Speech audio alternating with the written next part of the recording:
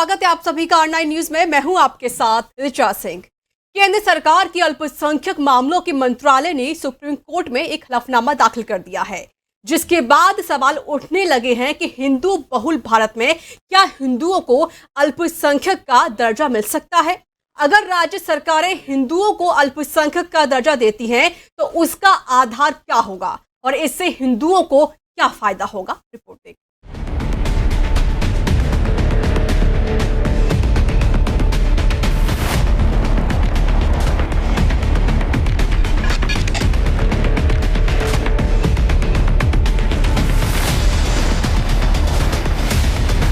आइए सबसे पहले जानते हैं कि क्या है अल्पसंख्यक और बहुसंख्यक। अल्पसंख्यक वो समूह है जिनकी संख्या कम होती है और बहुसंख्यक वो समूह है जिनकी संख्या अधिक होती है। आइए ग्राफिक्स के जरिए जानते हैं कि अभी राज्यों में बहुसंख्यक को लेकर क्या स्थिति है। PEW रिसर्च सेंटर की रिपोर्ट के मुताबिक भारत में 28 राज्यों में हिंदू समुदाय के लोग बहुसंख्यक हैं, जबकि मुस्लिम आबादी जम्मू कश्मीर और लक्षद्वीप में बहुसंख्यक है। इसी तरह ईसाई समुदाय 3 राज्यों नागालैंड, मिजोरम और मेघालय में बहुसंख्यक है। वहीं सिख समुदाय पंजाब में बहुसंख्यक है। ये तो रहा देश में सभी धार्मिक समुदाय के मुताबिक राज्यों में बहुसंख्यक की स्थिति। आइए अब ग्राफिक्स के जरिए जानते हैं कि हिंदू आबादी किन राज्यों में बहुसंख्यक नहीं है, यानी कि अल्पसंख्यक है।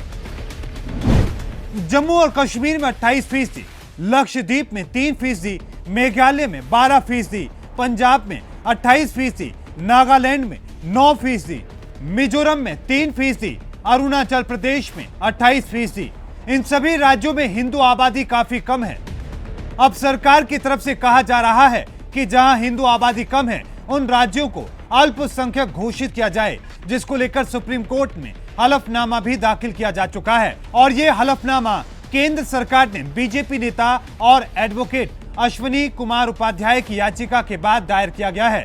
याचिका में अश्विनी उपाध्याय ने राष्ट्रीय अल्पसंख्यक आयोग अधिनियम 1992 और राष्ट्रीय अल्पसंख्यक शैक्षणिक संस्थान आयोग की वैधता को चुनौती दी है। इस याचिका में कहा गया कि लद्दाख, मिजोरम, लक्षद्वीप, कश्मीर, नागालैंड, मेघालय, अरुणाचल प्रदेश, पंजाब और मणिपुर में यहूदी, बाही और हिंदू अल्पसंख्यक हैं। अश्विनी कुमार उपाध्याय ने बताया कि 2002 में सुप्रीम कोर्ट की 11 जजों की बेंच ने कह दिया था कि राष्ट्रीय स्तर पर भाषा और धर्म के आधार पर अल्पसंख्यक का दर्जा नहीं दिया जा सकता।